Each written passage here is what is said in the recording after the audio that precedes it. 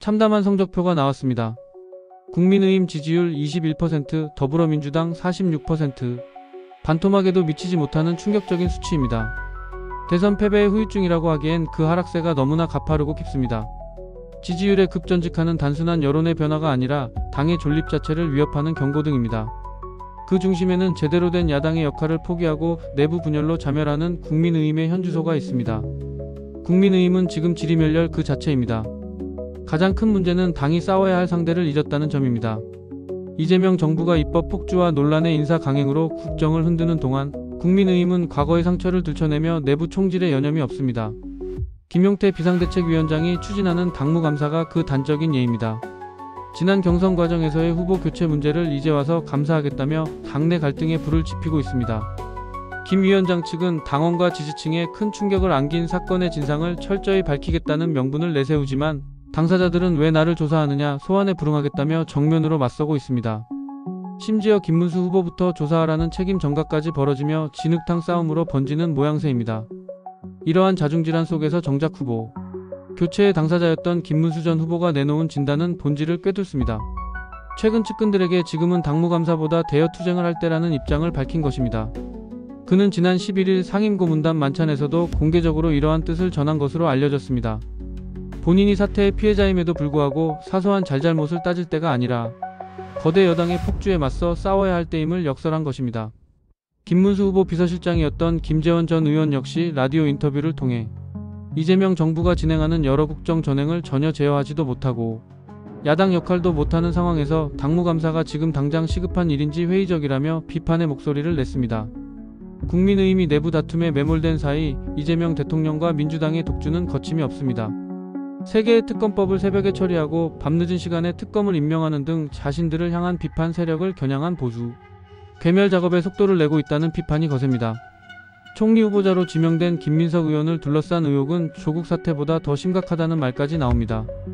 수많은 채무 논란과 불투명한 정치자금 문제, 본인 재산은 2억 원이라면서 자녀를 연간 수억 원의 학비가 드는 미국 명문 의대에 유학 보낸 점 등 의혹이 꼬리를 물고 있습니다.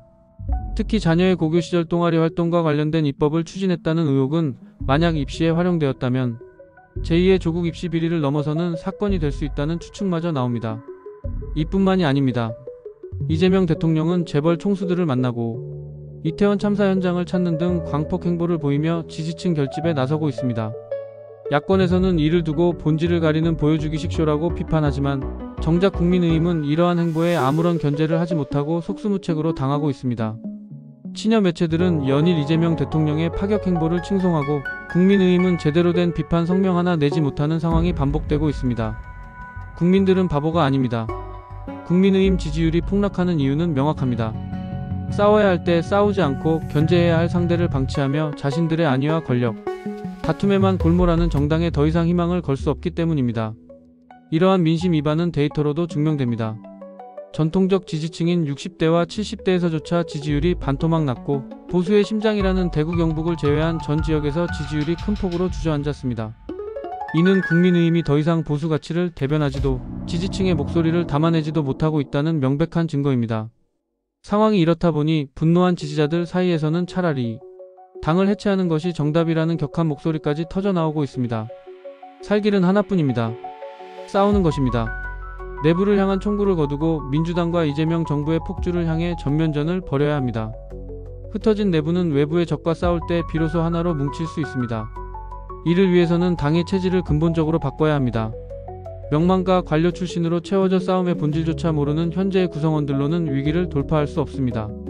지도부부터 즉각 교체하고 민주당의 독재에 맞서 싸울 수 있는 투사들로 전열을 가다듬어야 합니다.